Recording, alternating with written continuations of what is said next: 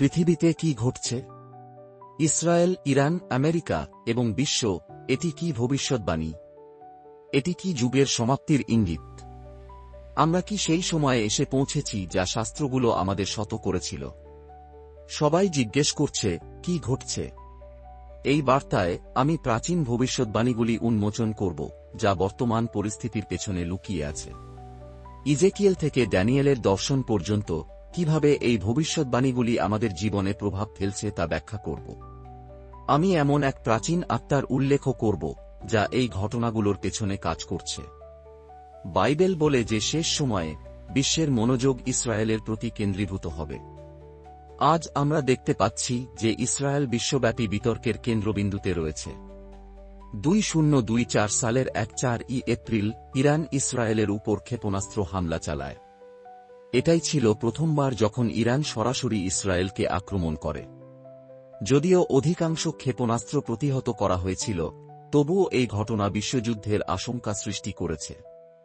বাইবেলের ইজেকিয়েল অধ্যায় 3:8-এ বলা হয়েছে, শেষ সময়ে পার্সিয়া, বর্তমান ইরান, ইসরায়েলের উপর আক্রমণ করবে।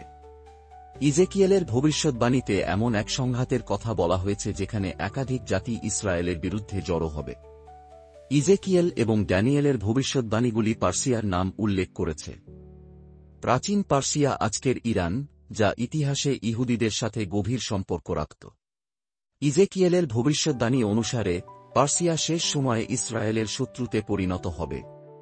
1979 সালের ইরানি বিপ্লবের পর ইরান একটি র্যাডিক্যাল ইসলামিক রাষ্ট্রে পরিণত হয় এবং ইসরায়েলের বিরুদ্ধে একটি শত্রুতাপূর্ণ ভূমিকা গ্রহণ করে।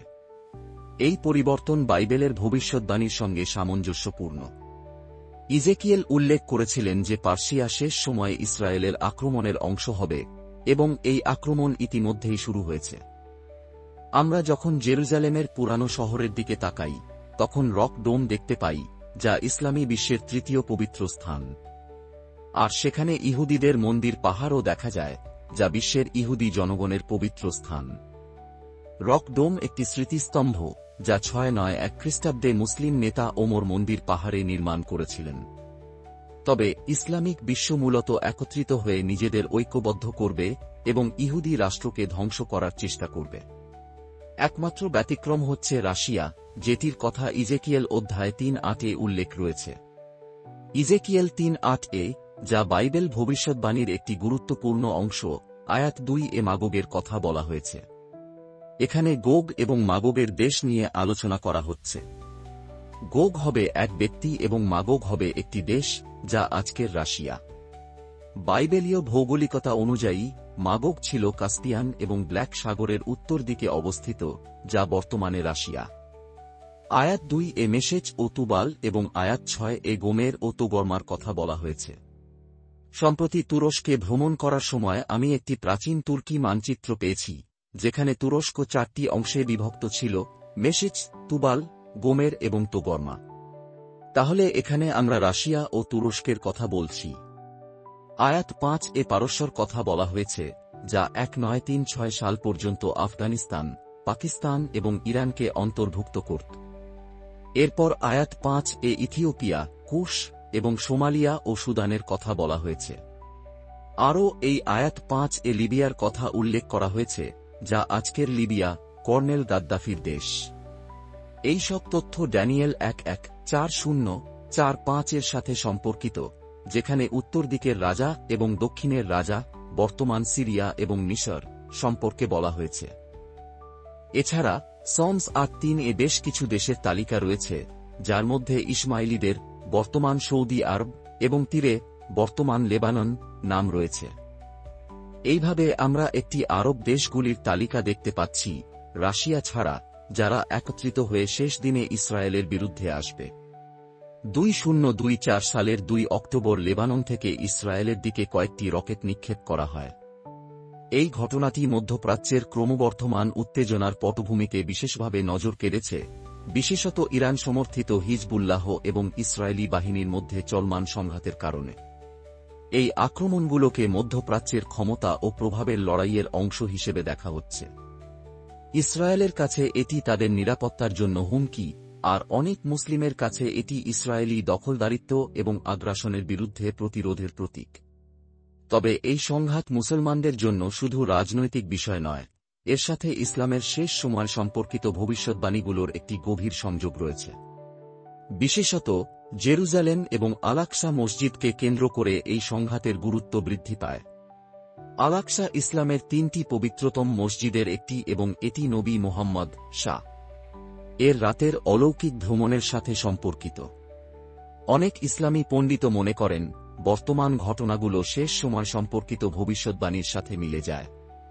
এক বিখ্যাত হাদিসে বলা হয়েছে, যখন জেরুজালেম উন্নত হবে, মদিনা ধ্বংস হবে, ফলে অনেকেই মনে করেন যে বিশ্ব ঘটনাবলীর কেন্দ্রে জেরুজালেম আসবে এবং এই সংঘর্ষগুলো সেই ভবিষ্যদ্বাণীর দিকে এগিয়ে যাচ্ছে। এছাড়া দাজ্জাল অ্যান্টিক্রাইস্ট এর আগমন ও মুসলমানদের মহান যুদ্ধ মালহামা এর ভবিষ্যদ্বাণী সম্পর্কেও আলোচনা রয়েছে। অনেক মুসলিম বিশ্বাস করেন যে মধ্যপ্রাচ্যের এই অস্থিরতা বিশেষত ইসরায়েলের চারপাশের সংঘাত, দাজ্জালের উদ্ভব এবং ইসলামের ন্যায় প্রতিষ্ঠার জন্য ইমাম মাহদীর নেতৃত্বে একটি চূড়ান্ত যুদ্ধের দিকে এগিয়ে যাচ্ছে। ইসলামী বিশ্বাস অনুযায়ী আল-আকসা মসজিদের সুরক্ষা একটি ধর্মীয় দায়িত্ব। অনেক মুসলিম মনে করেন যে ইসরায়েল আল-আকসা ধ্বংস করে তৃতীয় মন্দির নির্মাণ করতে চায়।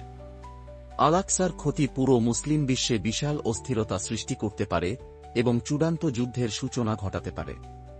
এই রকেট হামলাগুলো কেবল ইসরায়েল ও এর প্রতিবেশীদের মধ্যকার সংঘাতের আরেকটি অধ্যায় নয়, এটি মুসলিমদের কাছে একটি বৃহত্তর আধ্যাত্মিক ও ধর্মীয় চিত্রের অংশ।